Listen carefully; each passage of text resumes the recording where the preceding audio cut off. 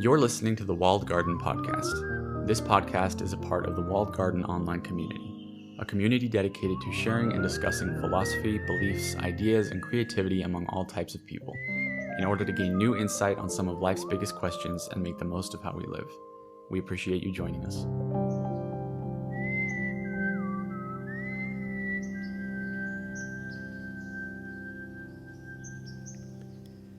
Hello and welcome to another episode of the Walled Garden Podcast. Thank you so much for spending your time with us today, and I know you won't be disappointed. We have a really fascinating conversation for you today, one that we had in our last meetup for the Walled Garden, and the entire conversation was based around the social media strategy for the Walled Garden. I wanted to wrestle with this problem with the core contributors and also with our members. So we have a few of our members as well as Sharon, Kai, Jake, and myself. And we're really wrestling with, what should be our social media engagement? How are we going to use social media within and without of the Walled Garden to, communicate our message to the masses, but also to communicate and engage with our members. So a really interesting discussion today. We kind of jumped all over the place, but by the end, we came to a common a consensus on how we were going to use social media. And we all came at this from a place of principles and values and philosophy, trying to work out what's going to work best for us and also what is going to be the healthiest way to engage with these platforms. So I really think that you're going to enjoy this conversation today. And I will let you know that this week's meetup is still open to anybody who wants to attend, because what we're going to be doing is I'm going to be sitting down with Sharon LaBelle and having a conversation with her around my first book that many of you will know is now released, at least in pre-order. And so Sharon and I are going to discuss this because Sharon has really been with me along the whole process of writing The Poet and the Sage. And she's read it, a couple of times, and she's really gotten to know the book. And so she has some really interesting insights from her perspective, getting to know the book. And we're going to have that conversation. It's going to be really interesting. I can't wait to do that. So you're more than welcome to attend, and we would love to see you there. So in the show notes for this episode, I'm going to include the link for where you can register for that meetup coming up this Friday, USA time anyway, so you can see the time when you go to the registration link. But yeah, I'd love to see you there, and we will be having a discussion about the book, and I'll also be sharing the audio format of the first 3 chapters or poems in the book. So I hope to see you there, and I hope you enjoy this episode and get a lot out of it. And again, if you haven't yet joined up at the Walled Garden, I will let you know that for our first 100 members, you can use the promo code Practical Stoic, all one word, and that's going to get you over 20% off your membership for life. So we would love to have you on there. We're really building a beautiful little community here, and I'm so excited about what Sharon, Jake, and Kai and myself are building here. I really think it's a special project that we're putting together. So we'd love to see you there, and without any further ado, I hope you enjoy this episode conversation around the social media strategy for the Walled Garden.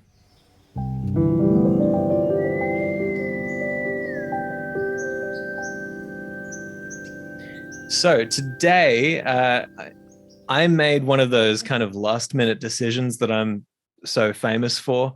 I don't know how Jake and Kai and Sharon deal with this, but I'm just the kind of person that I'll just, this is what we're going to do. And then tomorrow it's a completely different direction. So we were actually planning on talking today about, what were we planning? Talking about our kind of schedule for next year, what we're looking to offer in our teaching sessions.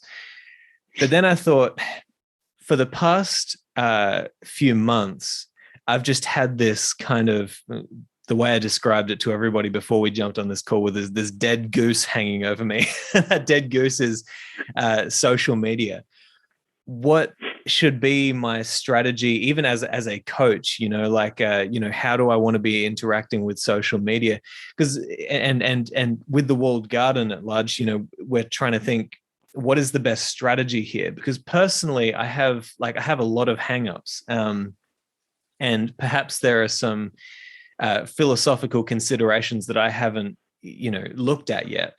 But I was just telling everybody before we jumped on, when I was working for the gym at Snap Fitness in Nambour here, as soon as I went into that role, I just became an absolute monster on social media. It's like every single day I was posting constantly, and but for the business, it was I really inhabited that space, and it was really good for the business. And I was just the funny thing is, if you really want to see something telling of who I am as a person, you go and search Snap Fitness Nambour on social media, probably on Instagram.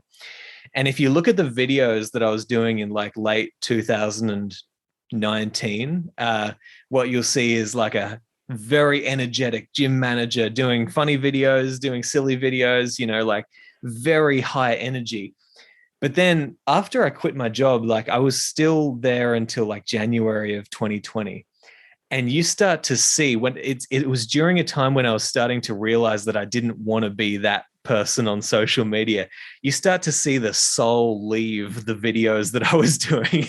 Like you start to see that it's no longer high energy, gym manner. It's more like, hey, come on in today if you want to see. Like you can literally see the soul leaving my expressions. Yeah. And it's very revealing. But my point being, then last year I kind of came in and I was just like, I felt like I needed to leave a lot of my social media. So I did.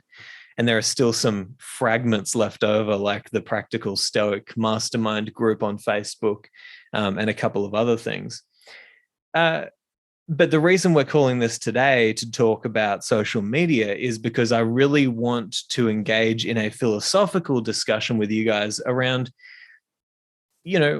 how should we use social media both to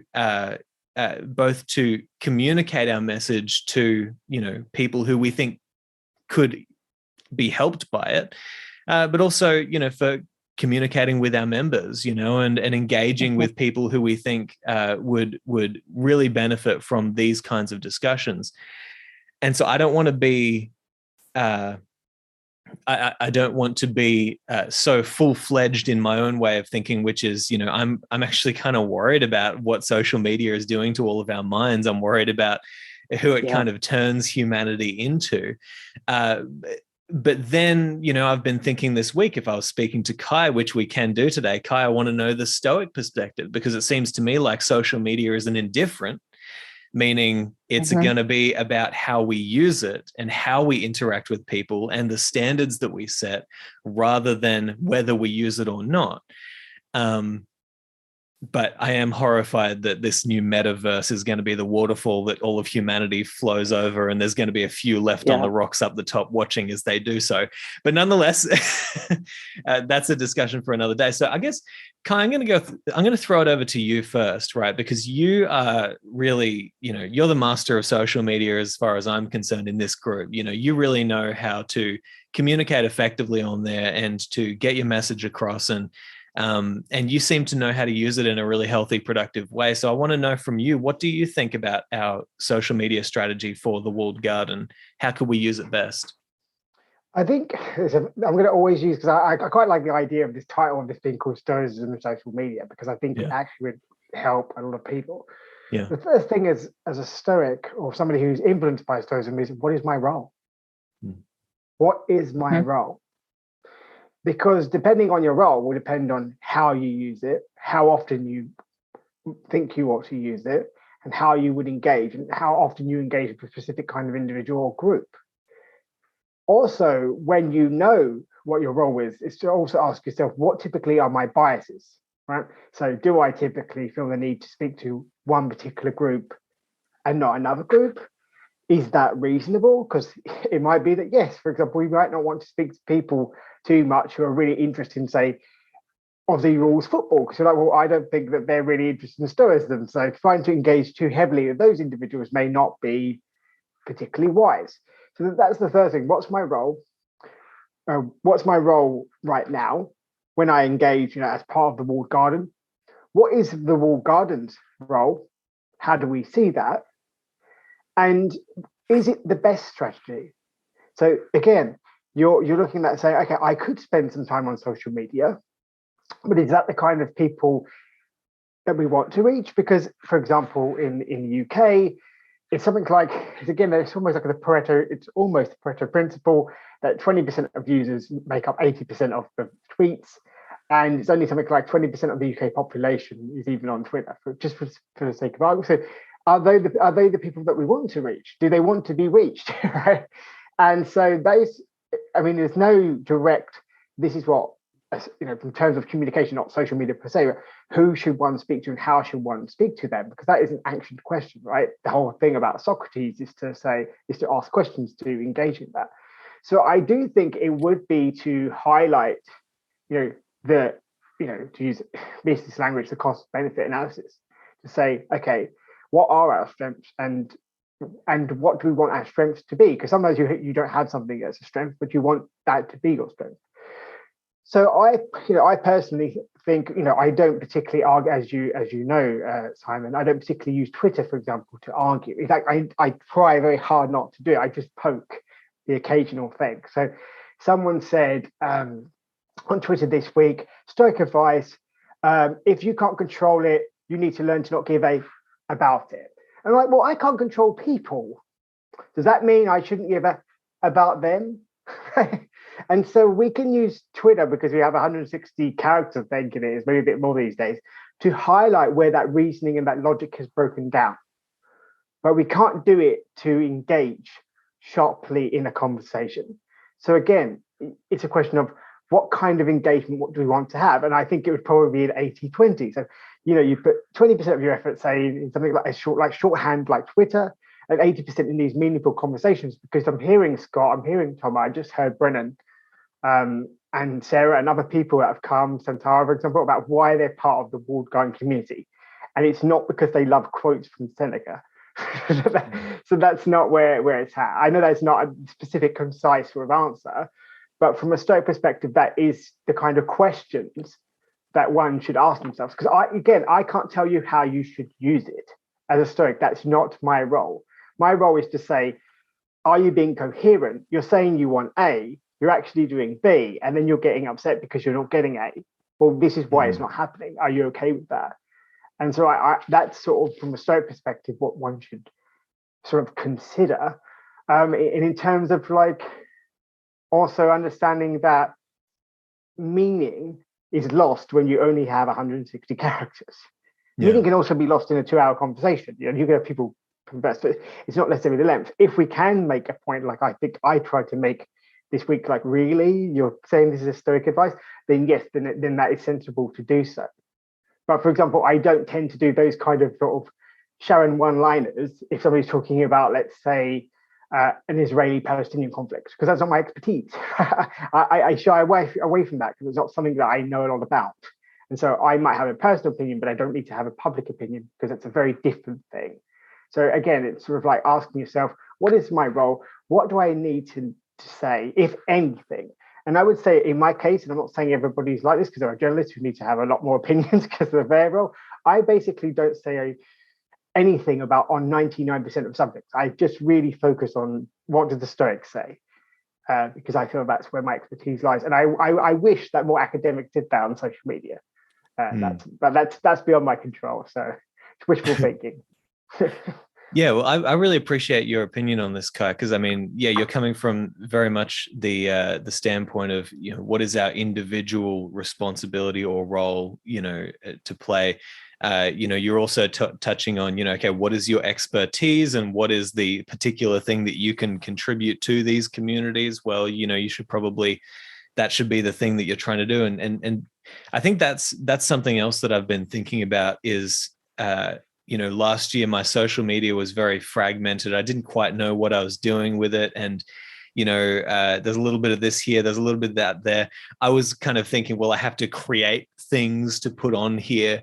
At the moment, I've written enough. I've, got enough stuff that I can share with people that I think is meaningful, that it's no longer going to be about like, well, I need to create something to put in this platform. It's going to be more like picking things from the walled garden and saying, I think this goes really well in the Facebook group. I think people might appreciate it there. Or I think this might actually be something that that people on Twitter might appreciate, or that would be appreciate is the wrong word.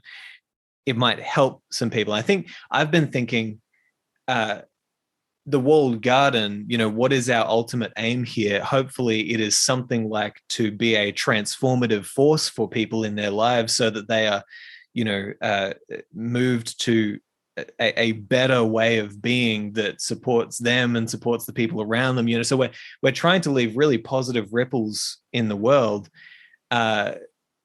Social media is potentially a way that if we can get it right, if we can get our strategy in terms of what we post or how we post, how we communicate with people right, then perhaps it can do more good than harm, which is why I'll throw this in. I've been really thinking about this metaphor of the walled garden, right? Because we are gardeners now. We're trying to caretake this garden that we've got.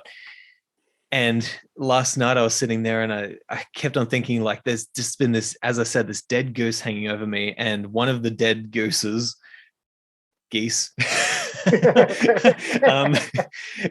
was actually the Practical Stoic Mastermind on Facebook, this group that I set up. And I've done nothing with it, right? And it's just been sitting there gathering weeds in terms of, people just posting for promotional stuff. And, it's gotten a little bit, there's nothing really happening in there, right? So to me, when I think about that, I think, man, that's like a weedy garden. Like, I've got to go in there and pick out the weeds. So I did that last night. I went in there and I went gardening, and I, made it more beautiful. I changed the name to the Walled Garden Community. I did all these things to make sure that it is now a place that actually fits in with what we're doing here. And one of the things that I wrote in the kind of introduction to the group is, we love that you're here, but just always remember that the real action is happening outside of the screen. So although we love that you're here, please always have it in your mind that you can go too far in terms of your involvement with social media. So maybe get away. Like I also said, if you're at the dinner table, or if somebody is in need of your attention, or if something is in need of your attention and you find yourself in our group, we'd highly recommend that you get out of this group and go take care of what needs, so things like that, where I'm thinking, we need to set a standard for how we use social media and how we encourage those who engage with us on social media, perhaps even letting them know that this is something we're going to spend like 5 minutes a day on, right? But in terms of the walled garden community that we're setting up here, we want to be with these individuals here, communicating with them. So we're going to be spending a lot more time there, but we will nourish what we can. So I don't know. I'm going to throw Jake in now. What do you think? Like, what are some thoughts that are popping up for you so far?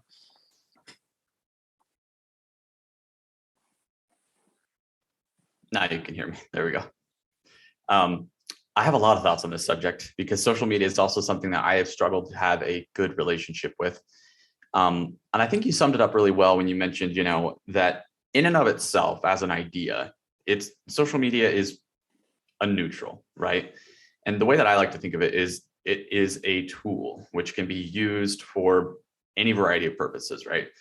And so I've had times in my life where I've said, oh, this is rotting my brain. I'm going to delete everything I have and just get out of it, right? And then I find that I drift back to it, because I'm like, oh, I remember I used to really like reading about such and such thing happening with such and such group. And so I think that, like, I've now come to the conclusion that I think it's important when there are new technologies that arise, like social media, especially one as powerful as social media, to not let the dangers of how it could be misused scare you away from using it for good, right? Because really, when you look at it, that it could be used as a tool for good or as a weapon, hopefully the end result, the outcome of this technology will be that there are enough people interested in using it as a tool for good that will win out over the people who want to weaponize it, right? And so I see, like, the walled garden, like you say, Simon, like, I like the idea of using social media as kind of a way to reach, getting metaphorical, to reach outside the walls, right? Or at least make the walls transparent to let people kind of have a glimpse into, like this concept that we've landed on from the discussions that we've had over the last month of what we want this to be, which is just a place to share insight and share wisdom and to agree and to disagree and debate and support and kind of just each seek out, virtue in our lives and in whatever way that means to us, but also not leaving the garden out into the wilderness to get into fights or debates with people on Twitter over things that are not meant to be debated on Twitter because it's just not the place or time. I like the idea of taking snippets of things that, like, insights from meetings that we have, meetups and conversations that we have, little snippets, and sharing those. And, that could lead to people wanting to get involved in the conversation in really great ways, right? Yeah. Maybe joining up, or maybe just following, or maybe sharing it with a friend, right? Yeah, absolutely. Yeah, I'm in agreement there, and it is something that I kind of feel as though although I am like I find that I'm very, very happy just being away from social media. I'm very happy that it's not on my phone, and it does aid my psychological health, to not, and I think that built into these systems, I think there's an argument to be made that built into these systems is often that there's often features that do encourage it to be a force for bad more than it encourages it. So even the scroll, it's exactly like a slot machine, at a casino. Like, there's no when I jump on YouTube's kind of like my final frontier for apps on my phone that are social media. And, I will just like keep on scrolling until something interesting pops up, keep on scrolling until something interesting. And that's not healthy. It's not healthy. And this is built into so many of these systems. And so I've been really struggling with this idea that some of the smartest people that we have available to us as a civilization today are being hired for massive amounts of money by these social media companies to figure out how they can get us to stay on social media 10 seconds more, and that's horrifying. Yeah. So I think Jake has to get going. Okay. Yes, I apologize. Thanks, everybody. Love and care, Jake. Bye. Thanks so much for showing up anyway. Bye, Jake. So yeah, I guess my point being, I recognize that there is inbuilt unethical practices in these social media. So I think for me personally, that's why it would be so important that as we engage with these social medias, we do it in a way that we're really encouraging people first and foremost to, if they want to get involved in the conversation, get involved in as personal a way as possible, and is in a way that isn't just scrolling, looking for that next dopamine hit. I don't know, social Sharon, social Sharon. Do you have anything that any promptings of the heart that you have for us in this situation? I do. I'm acutely aware of the mechanics of the medium itself that are dangerous for us just because of our animal natures, right? But another lens through which I look at this is I think about the Buddhist idea of right speech, which has its counterpart in all wisdom traditions.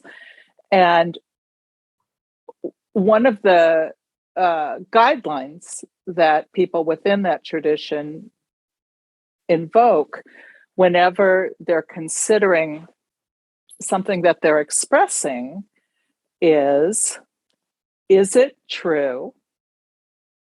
Is it necessary? Is it useful? Is it kind? And I think those 4 questions, they're not the only questions to ask, are very good guidelines for posting anything. Now, mind you, that might not grab you the most eyeballs, but it at least assures us that whatever we're expressing to the world has integrity. Yeah. Yeah. And I Is like it, that. Is it true, necessary, useful? Is it kind? Yeah. Well, I almost think like that should be built into, say, if we decide to, really, rebuild this walled garden community on Facebook, for example, that should be one of the core rules. Is I think something that I actually put in there was what we're looking for here is for wisdom to prevail over folly, which means that we're not necessarily going to govern the speech in this group. We're not going to, pull people's posts down if they do something, if they say something that is not necessarily true or useful or, kind. But what we hope is that, that freedom of speech that's inbuilt into the platform is other people will say, I don't think that this is wise what you're saying. Or I don't think, I think Right. that this is actually, this is not helpful here. And we trust that, the wisdom will prevail. But yeah, I think you're right, Sharon, is in that there is so much inbuilt into these systems that can be harmful, but nonetheless, if we are careful with what we do and how we do it, it can be a force for good, and for truth and wisdom. And part of our mission, excuse me. No. Well, I was just going to say, but part of our mission, if we have our arrows pointed at virtue, is as a group, we're reimagining human discourse because it's been, as we know, so degraded. And I know it's a commonplace to make that observation. But part of what we're doing is trying to relearn how to talk to one another in a helpful way, where we're not just having intellectual beauty contests or power games, because those poison so easily.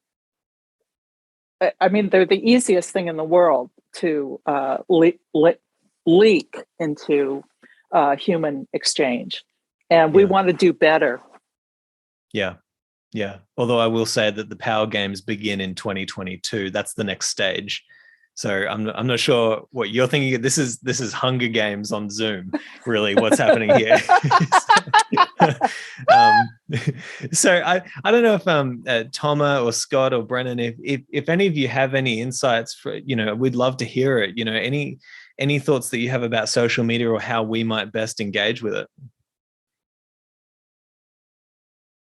Toma, I'll let you jump in because I think, Yeah, I don't know a lot about social media because I've kind of avoided it. And even my Facebook or Meta, whatever now, is kind of like really out of date, embarrassingly so, and my LinkedIn as well. These are all things I need to work on. But what's really interesting is before I came on today, I actually talked with somebody about TikTok. And I'd been part of a presentation because I want to learn about this and use it in my business. And it was very interesting what she had said during the presentation. It was a 1 hour thing, and she's a coach. And the idea is that you hire her, right? But we had a half hour get to know each other call today. And she pointed out a few things about being open to getting criticized and how you could really get slammed. And if you're ready for that kind of thing, especially if you go viral. So that was a consideration. So I really like what you said, Sharon, but that can also be turned around and, backfire, right? So you have to be willing to accept that part of it too, which is very stoic as well, preparing for disaster. So I think that's one thing to be considerate of. And I like also, because I've done quite a few 12-step type meetings, the idea of attraction rather than promotion. So attracting the right people and then having that kind of a mindset. I think you already do, Simon, so with the rest of the group, obviously, right? That we're not out trying to push something on anybody, but we really want to attract like-minded people to kind of join in the gardening. I like that analogy, actually, how that was expressed. So I like to do sculpture work. And she said, well, looking at your website and the work that you do, some people may not even consider that art, and you might get slammed for that. And I said, that's okay. If that's what they think, right? That's fine. Yeah. But that was just an eye opener for me. And I think that's probably the piece I can share. Yeah. Right now. I'm willing to learn more about this. Yeah. Yeah. No, I agree, Tom. It's kind of like a gird your loins kind of situation, like, because and also I think we need to be prepared. I love this idea of attracting versus promoting. I think that's something that we can all agree on here, is that, when we're engaging with social media, and this is why I said, one of the things that has happened in the Practical Stoic group is that, you just start to see that the same kind of people post over and over again, and they're not engaging. They're not actually trying to offer something of in a thoughtful way. They're just posting a link to their YouTube video that they did and saying, watch this, watch this, it's promotion. Mm-hmm. And that sort of stuff, I think, is what we're going to try and avoid. We want, if people are going to be on here and if they're going to be talking with us, then let's make it meaningful and see if we can, and it's not as if I want to make it clear to everybody who's listening to this on the podcast. It's not as if we think that we're reinventing the wheel for how you should use social media. It's like, there's plenty of people out there doing exactly what we're talking about right now. I think what we're doing is wrestling with this on a personal level, and saying, I think I ran away hiding from social media. And I think that was good for the time. Now it's time to come back and say, how do we use this appropriately? So Brennan and so I think Scott mentioned that he's in a doctor's office. So he might have to head off soon. But Brennan, if you had something that you wanted to add, I'm not sure you've taken your mic off. I'll throw it out there to you. Yeah, the problem I have with media is it always ends up being the same thing again. And to reiterate, it's a lot of people or what they're thinking. Not a lot of conversation. Personally have backed off from social media. The only account that I really have right now is on Facebook, and that's only my workplace, a private, and that's the easiest for us to communicate with each other. As well, having a meeting like this is all sit here and have a discussion when your schedules don't align has been for me with some of the other group meetups here. It's really hard to catch up with people. Oh, sorry, Brennan, you've gone away. Well, while he's coming back, I think essentially what I've heard so far, I know it's been a little bit cracky, but is that I did hear that it tends to be the same sort of thing in terms of people coming, with that there's no real change of opinion. It tends to become, Am I back? Yeah, you're back now. Yeah, go on. Oh, perfect.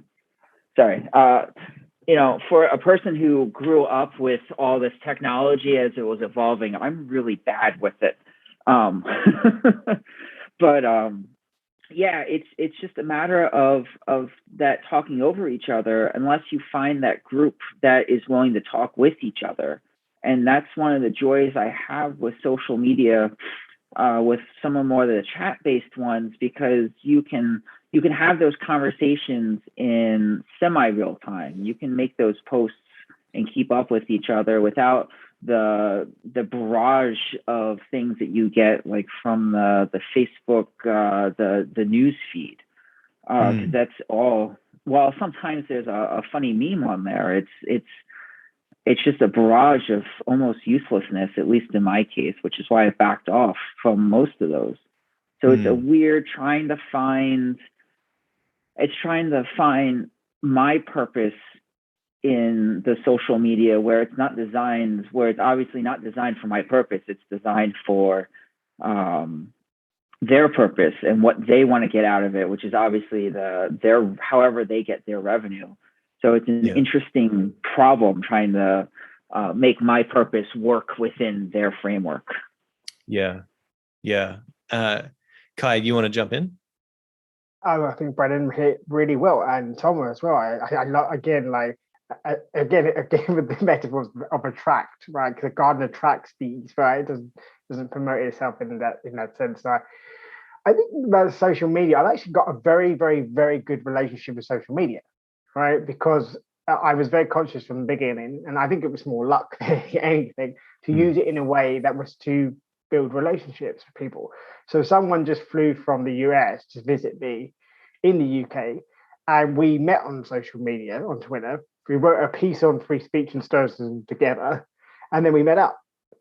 I also find it really powerful if, say, for example, Thomas, Scott, Brennan, Sharon, yourself, and I were to write, a message to somebody we wanted to be on the podcast element. So not this part necessarily of the Walled Garden, but another element.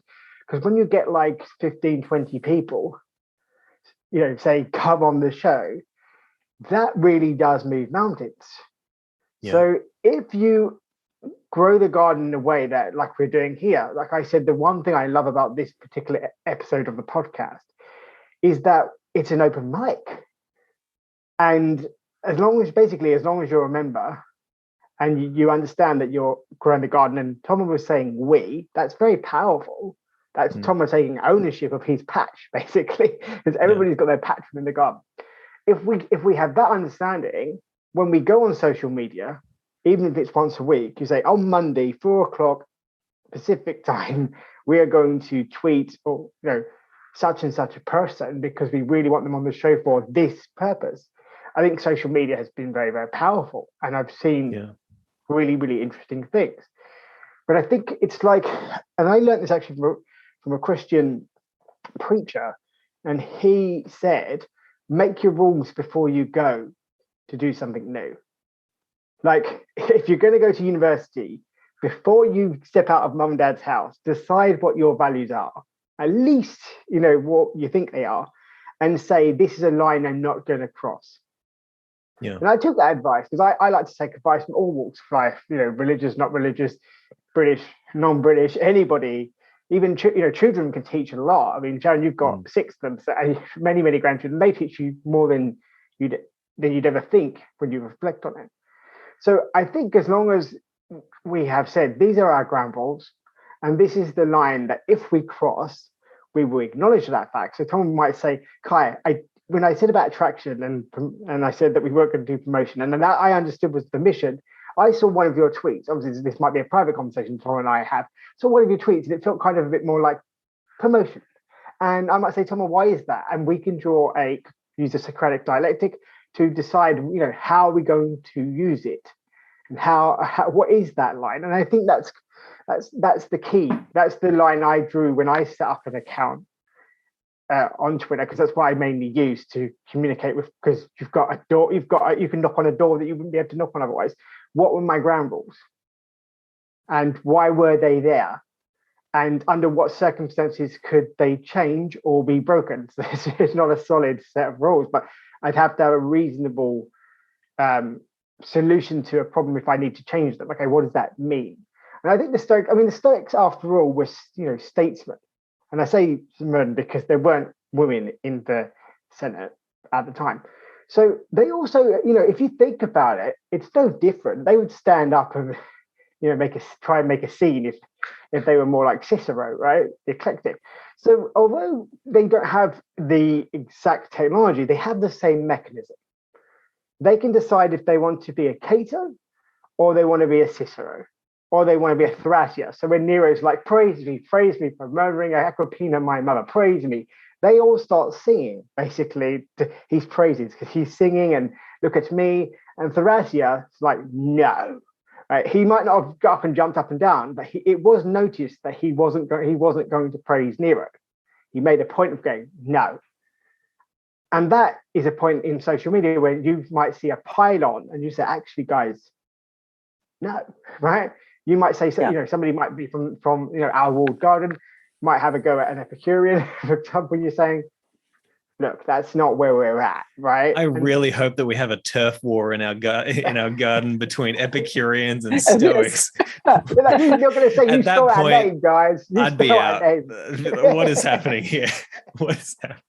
They're going to say, there is actually, I've been having a discussion about the name of the walled garden actually on social media. And it's controversial because Epicureans are like, wait a minute. This is out. So it's already happened. I just haven't told you. That's great. That's already like, wait a minute, are they purely Stoic? So we're already having that.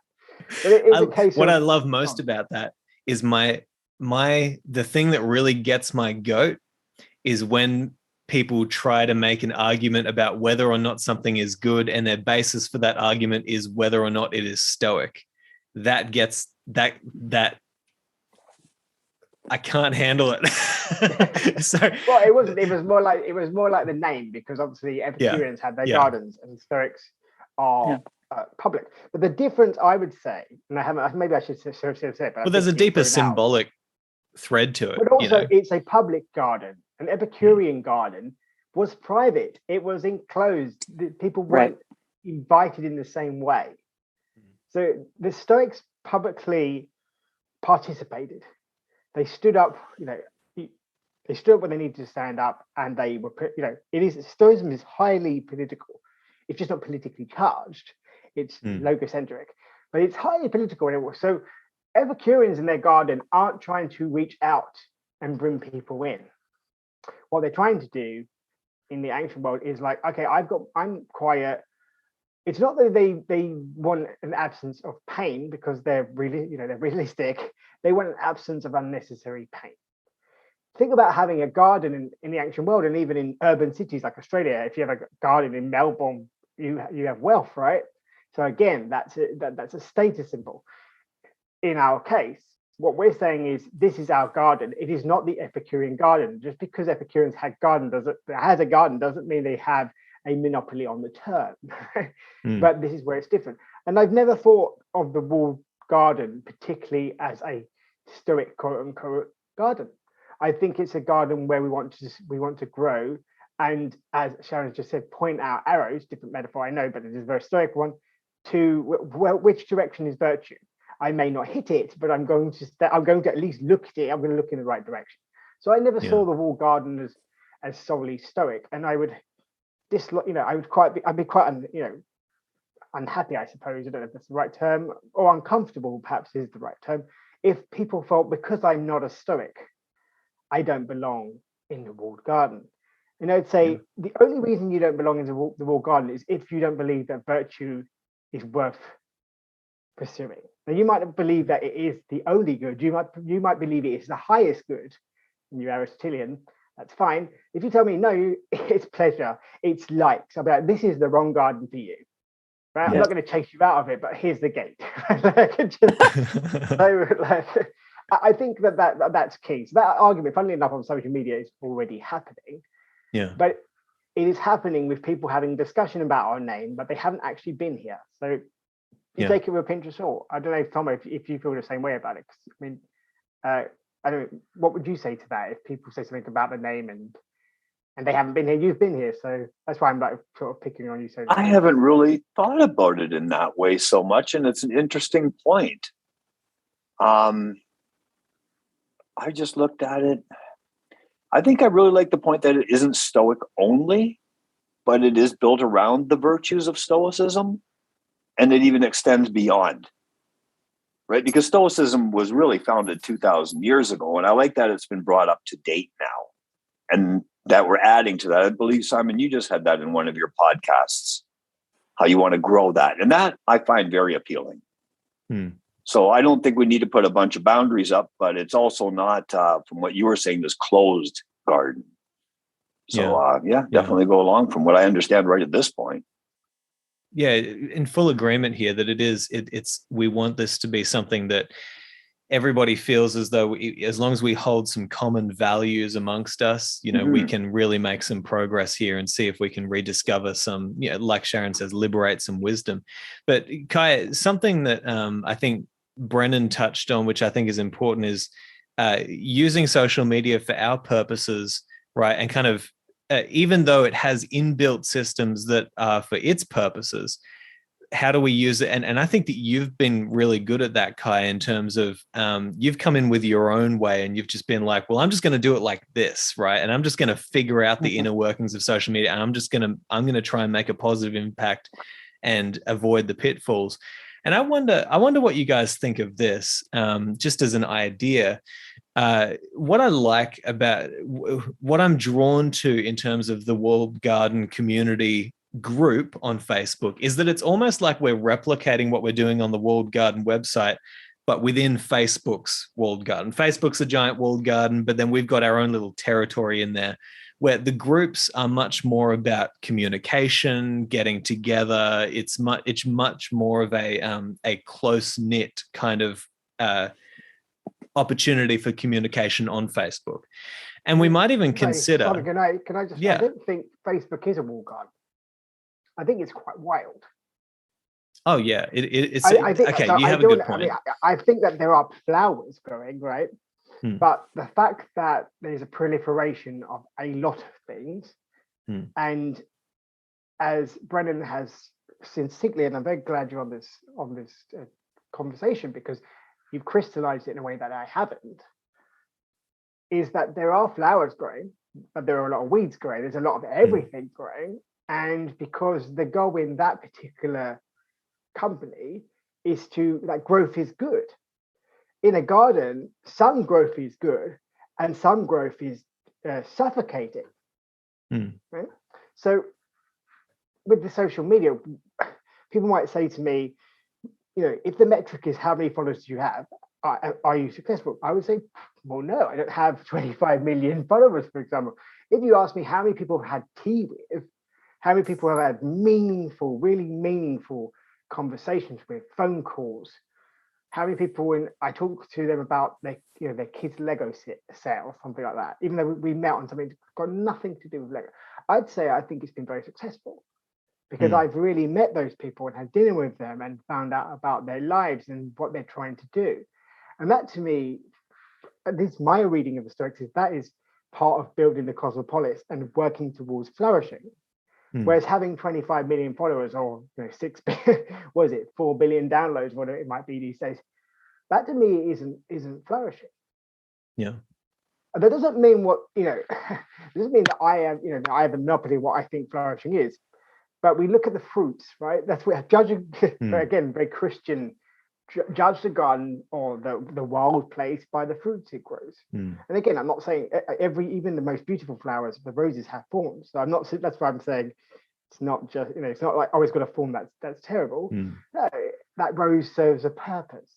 So I think what we're trying to do is kind of like tidy a small corner of this wild in Facebook and say, look, we have ground rules. Yes, we know that Stoics, in the sage republic, there are no rules, but that's because all the sages act reasonably. so they also are, it's unwise to have no safeguards whatsoever. It's unwise, and we have to balance as well, because it can't be like we believe that the masses will sort it out. Because yes, in the ideal Stoic world, then you have a reasonable amount of mass who are rational. The problem is if you have a mass that isn't, it quickly becomes something difficult to manage. So this is another key thing from the sort of Stoic reasoning is, what is the purpose for the, say, Facebook group or the Twitter feed from the point of view of the Walled Garden and its members? Yeah. And that will change year on year. So I just wanted to just jump in just so that we. No, I agree with you. And so we could say that Facebook is a wild jungle and we're trying to colonize a certain part of it. And this is our little walled garden within Facebook. And I was even considering, how could we, I'm going to throw a few ideas out there, right? How can we manage both the walled garden website community and the Facebook community in a way that enables better communication, also enables people to play a role in the community, right? And I was thinking perhaps it could be an option for our members who join the Walled Garden community, if they would like to become an admin in the Facebook group and help us to nourish this Facebook group, then they have that option. We will gladly accept their offer to be an admin. There's also options within the Facebook group for mentorship. Like if somebody comes in, you can actually say, I want a mentor, I want to be helped through philosophy, stoicism, something like that. Seeing as we are getting to know people like Toma and Brennan and Scott and these wonderful people who are coming along to our meetups, we might put it out there to Walled Garden members that if they would like to become a mentor within the Facebook group and actually pair up with somebody who wants to know more about philosophy, and perhaps they're not quite ready to join the community, but perhaps it would be helpful for them to have a mentor. That might be something as well that we could throw out there. And even within the Facebook group, I know we've been talking about going on Discord, and Brennan has been, really kind enough to say that he'd be happy to, administrate the Discord chats and stuff like that, and to help us out with that sort of stuff. I wonder if it would be even easier just to, within the Facebook group, the Walled Garden community, to have a breakout group for Walled Garden members, right? So this, so that we can communicate in there and, have all the same benefits that Facebook offers of, posting actual stuff and not just text. I wonder if that would be a better way to do it, rather than having different places, kind of saying, well, this Facebook group is kind of a thing, and we might as well nourish it.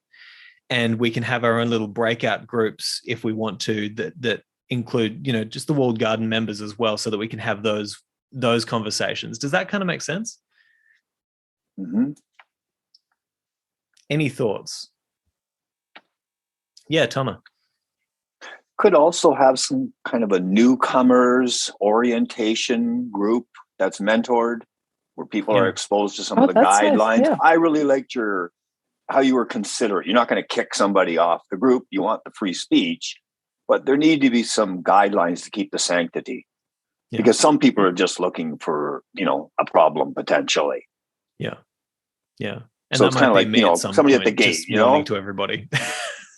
Well, but yeah, even for orientation's sake, just for learning. And you're doing a book, right? If I understand right, The Poet and the Sage.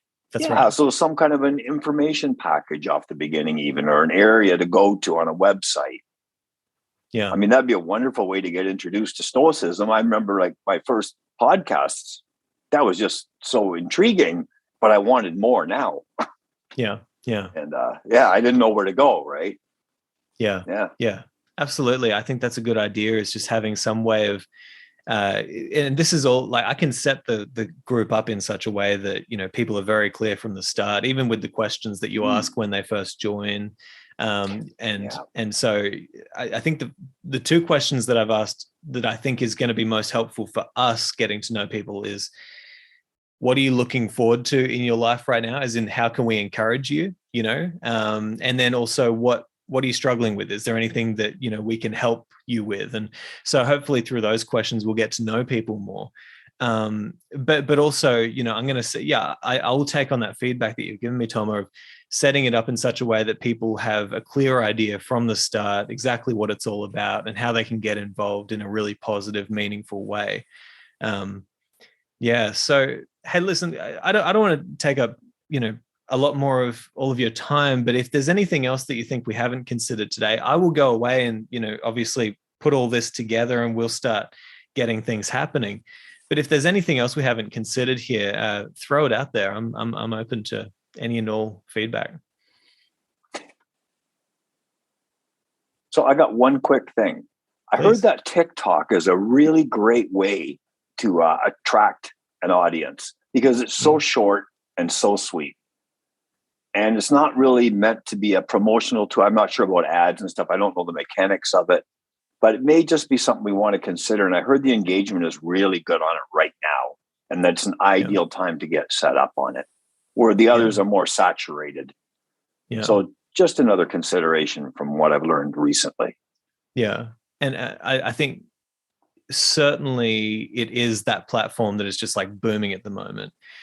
Like I only see the negative into like I watched this hilarious guy on YouTube. His name's what's his name? Joey B or something like that. He basically, all he does on YouTube is he will take clips from like the most narcissistic, horrifying, TikTokers, and he'll just comment on it, like being like, what is happening in our society today? Please, somebody look at this, and so I've got a real, like, there's a thing in the bottom of my heart just like pulling me away from TikTok, because but I know what you're saying. And I think it's something we have to look at, if the mission is to transform people's lives, perhaps it'd be good if we can transform more than less, and we can use it in a healthy way. So yeah. So without getting into too much detail on this, okay, but the way that the platform works, the algorithm is very unique. It depends on what you're searching for, you'll find. And I won't even go into the analogies that were used, but if somebody's looking to enhance their lives or are on a journey for wellness, then that would be an ideal mechanism, because that's where they would get aimed to, is potentially the walled garden then. Yeah. So in that way, it would be a real of service, right? Would be the leading advantage there. And it might cut out all the rest of the stuff out of the way, which is kind of interesting. Yeah. Yeah. Yeah, certainly. Well, this is all stuff that we'll have to, Kai, you want to jump in? Sorry. Oh, we can't hear you. Audio. Sorry. Scott's just said about introductory episodes. So I think if we were going to use something like TikTok, I think you take 10 seconds of what we've already recorded. Like, you've got so much material, even you personally, Simon, to draw on. Yeah. That I don't think in the beginning we need to create more.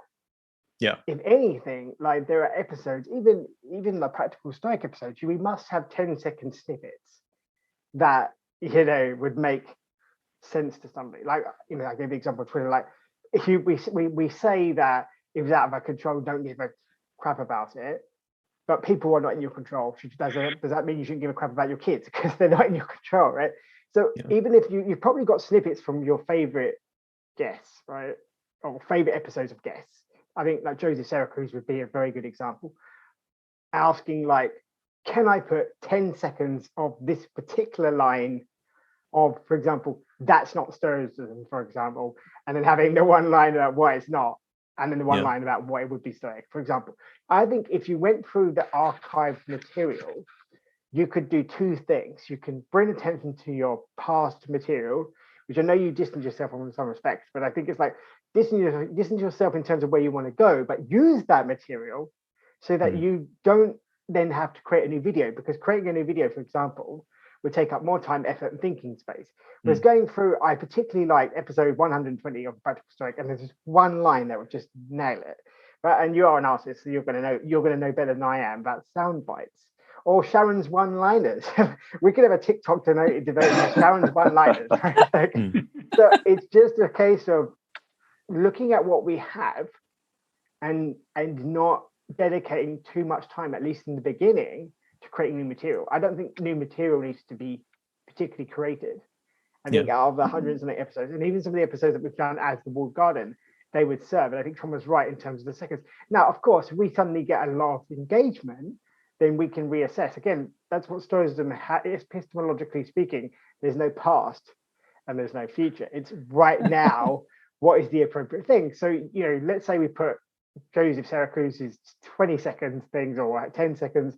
I'm sorry, you cannot condense Joseph Syracuse into 20 seconds. Okay. He must have a sentence, though. He talks for 3 hours nonstop about nuclear weapon history. Like, it's like, but go on. I see what your point is.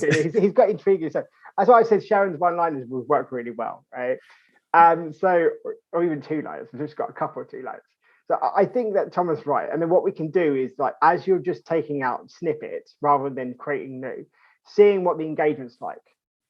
Are people engaging? If they're not, then that it's not the channel where the Walled Garden is going to, we're going to throw a lot of seeds. It's not going to grow because it's not fertile ground there. Yeah. We, you know, as Scott has said, you could put a couple of snippets on the Facebook page. Is it growing there? So that's what I would say. That I don't think at this stage we should invest in getting new people by creating new videos. I think we should just take what we've got and then focus on people like Brennan, like Tomo, like Sarah, like Santara, and other people who have been here and going, right, you are the key, you know, you are key, you're here every week. How can we do things like, you know, sounds terrible, like social media, like let's go together and say that's the one guest we want to do, and everyone sends one tweet, because it's 10 seconds. And the payoff is actually great, because you've got 20, 30 people say, and then, you know, eventually 100 people going, why are you not, you know, on this podcast? And it's like everybody's on it for 10 seconds, and you literally all pick the same day and the same time. It works really, really well. I've seen it. I've been involved in it. So I agree with Tomo, but I don't think that we need to do new material. I just think we need to see what else we've got. And you've got some excellent one-liners, or a couple of lines from your poetry. I think, I don't know, Tom, does that make sense? If I captured absolutely does. I'm not sure if we can use the music on there or not, whether you have to have, but Simon, you make the music as well for the Practical Stoic podcast, that theme. I thought that was brilliant. I was thinking of that today while I was driving the car. That engaged me, because it painted kind of a picture. And now that I think about it, of a garden. So if we could use that in the background, and then, you know, like you said, Kai, I think that's brilliant. You know, don't have to recreate it. You've got lots of content. Simon, you said that too. And Sharon, your insights, awesome. All blended together. That would be very attractive. Well, then I think what I like about, sorry, go on. I think what I like about all these ideas is that it's simple, because there are some people who, when they start talking about Stoicism, want to debate the differences in translations of the different pieces. Whereas if you get hit, it's like a face full of hot air when people start doing that for someone who's new to the idea or just wants to explore a little bit. Whereas all of these ideas seem to be keeping very succinct, simple, yet still are conveying the message that you want, which allows someone who's newer, or even someone who's only been really studying it for the past couple of years, like myself, a chance to understand and feel like they can be a part of the conversation without getting so deep into it where they're debating if one translator picked the right word versus another translator, where you get to that point, and that can be a very strong turnoff to someone who's just trying to get their feet wet. So it sounds like such a great idea. The only other thing I would say about the social media is, when you decide which social media or which platform to have that conversation, just have the conversation on that one platform. So the more platforms you have, the more spread out everyone is, and it gets to a point where you have 10 people all speaking on different platforms and nobody's listening to them because you've got 10 platforms. Have the one platform, because I feel like once a platform is decided on, we'll all migrate to it and we'll work with it until a better platform is found. But just to have that one platform, we can all have that discussion. Just like we've mentioned before, you know, even in the jungle of Facebook, like someone mentioned, you know, you can create that little area that we're all willing to stick in for a little while until a better place is found. Well, that's okay. This is a really important point, because one thing that I worry about is, like, I've done it before where I've said, I'm going to be everywhere. Right. And then I don't have the brain power. I don't have the energy. Like, as soon as I have to get on social media and do things, my energy levels drop to, you know, below necessary. and so for me, what I like about this idea, and this is one thing that we might try, is seeing as the Walled Garden community on Facebook is there and people are there, people are interested in communicating with us if we will actually put in the time and effort. Let's nourish this place first, at least for a few weeks, and let's see if we can do this really well. I'm also going to jump back on Twitter. The reason why I'm jumping back on Twitter is because I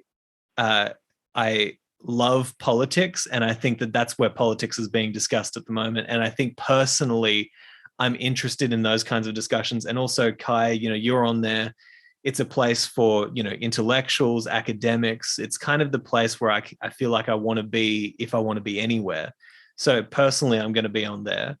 But let's start with the Walled Garden Facebook community. And then if that goes really well and we manage to nourish that into something beautiful, a few weeks later, we might say, okay, now we have the energy, the brain power to actually go over here onto this other one. Let's maybe put some stuff over here to diversify a bit. Does that sound like a kind of pretty reasonable way to go about it? It'd be the other way around, Simon. Yes. So if it works really well in Facebook, you'd keep it. If it no, of course we'd keep it. Yeah, I'm talking about. If it works really well, you don't need to go on the other thing. I still think Tom is right, though. I still think a couple of seconds video, would be helpful. I still agree with Tom.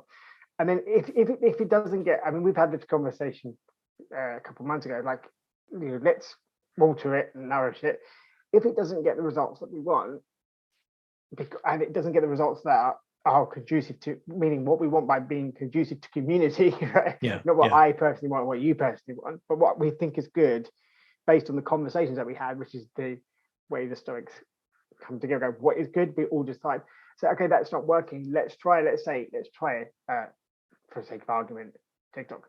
Twitter for me is a way to get guests, right? You cannot get guests on Facebook.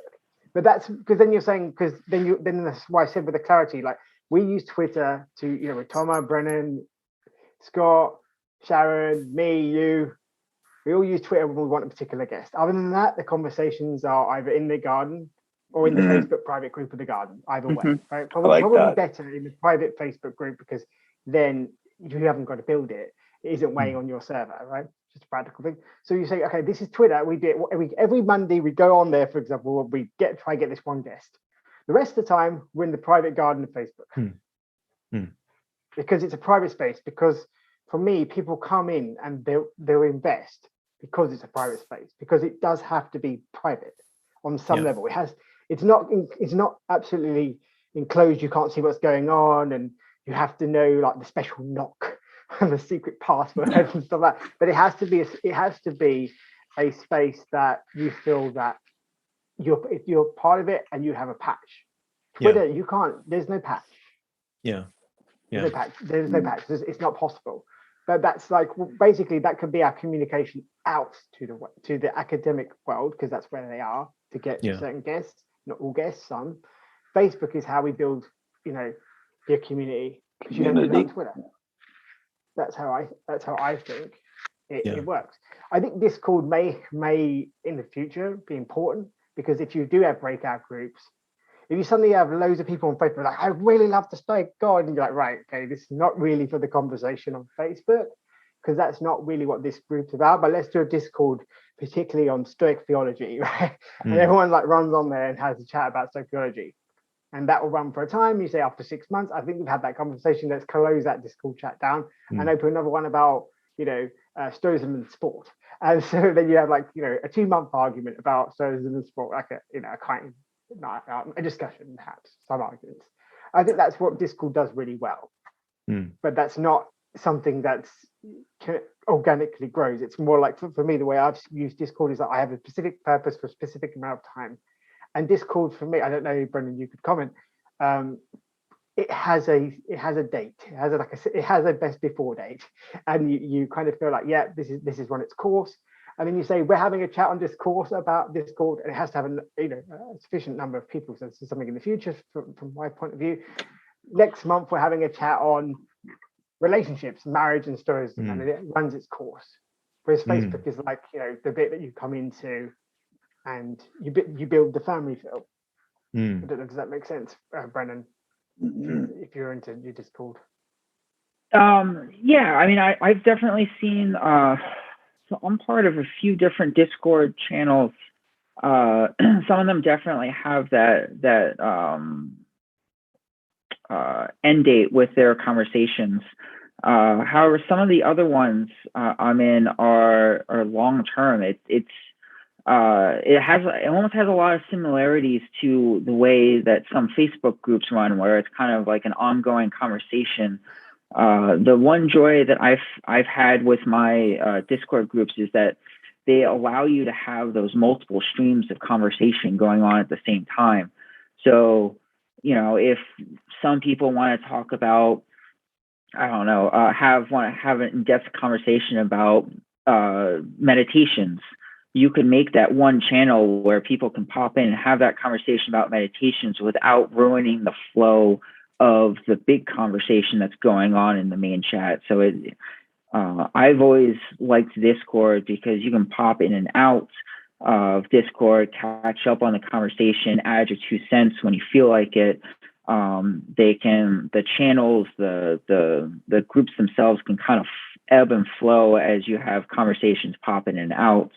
Downside, I see the Discord as opposed to something like Facebook, where Facebook has that reach. It has the roots.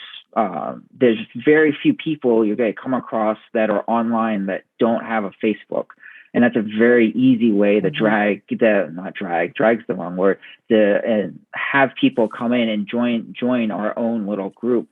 Whereas if you get someone who doesn't already have Discord, it could be a downside. It could be a turnoff to somebody to be like, oh, well, I have to download another social media app now in order to engage this conversation. Let me just look somewhere else.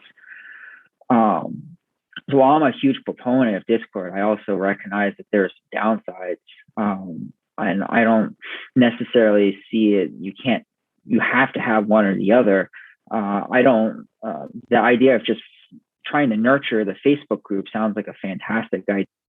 Easy step into the world without having to start downloading new things and learning new platforms. It allows someone a chance to get their feet wet without having to get too crazy with things. Yeah, that's what I'm after, is dipping our feet in the ocean of social media and seeing if we can actually make something that's beautiful. And then if we can, and if we feel like replicating that elsewhere, excellent, So I think this is a good strategy for now. And I'll even take a look at, I know that there would be like Facebook apps where we can integrate, Discord with Facebook. Right. If that's something that we might be able to do, then we could potentially get the best of both worlds. And there's a lot of like ability to customize the group. So I'm going to try and make this, and I want everybody's feedback here as well. So if there's anything that you think after this session, if you jump on Facebook, go now and, go to, it's the Walled Garden Community. If you just look that up, just tell me what you'd like to see in there, and I'll see if I can make it happen. And we can together grow this into something that, gives people a window into the Walled Garden.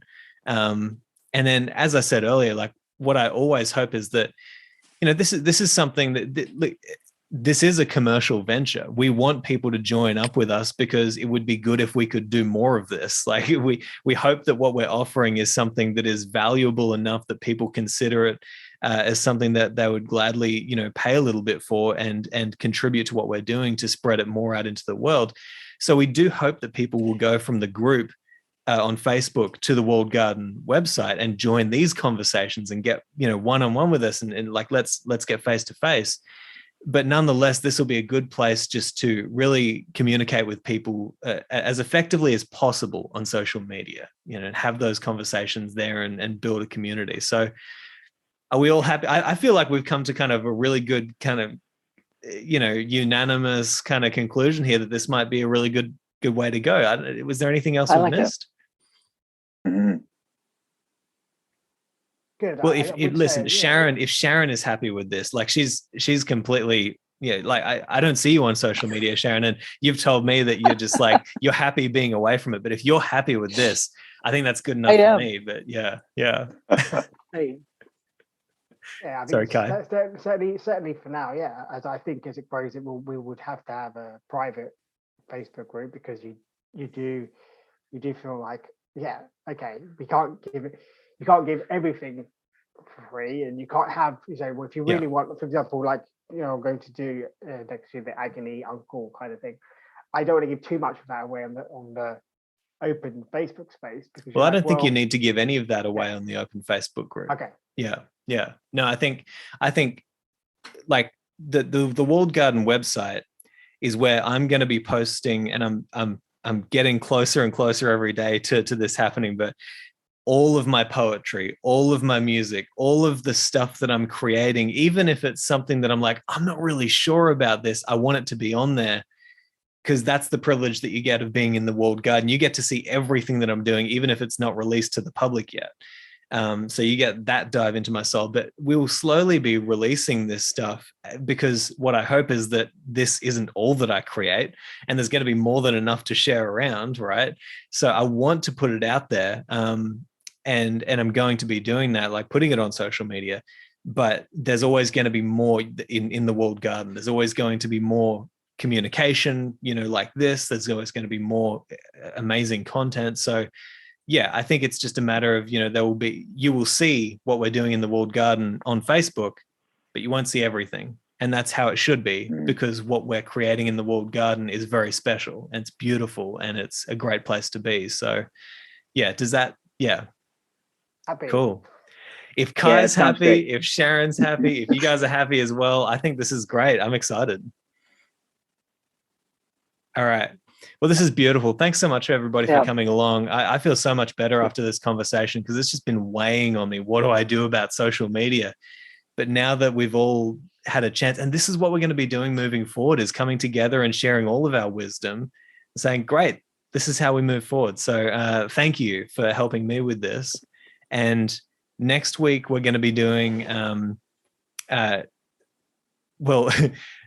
there might be changes, but at this stage, what we're doing is a meetup based around, I'm actually going to be having a specific conversation with Sharon. And the reason I want to do that is because she's been with me along the whole journey of writing and publishing The Poet and the Sage. And, she's read it. And she understands the book, and she understands probably more than I understand about the book, really. So we're going to be having a conversation, and we want to include all of you as well. So come along. That's going to be a little meetup for the Poet and the Sage. But thank you, everybody. Much love and care to all of you, and we'll see you next time.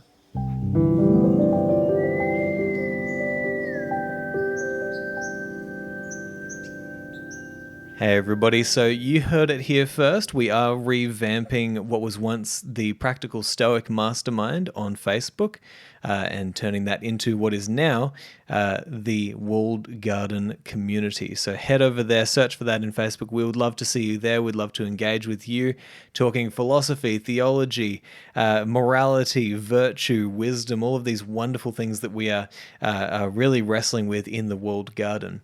And also, don't forget that we'd love to see you this Friday, USA time, at this meetup that we're putting together as the official release, I guess, of the Poet and the Sage, my conversation with Sharon LaBelle.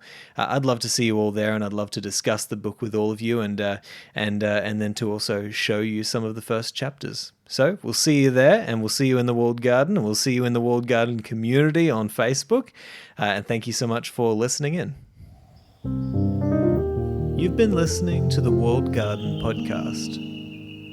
For more episodes just like these, or to join our community, go to thewalledgarden.com. See you there.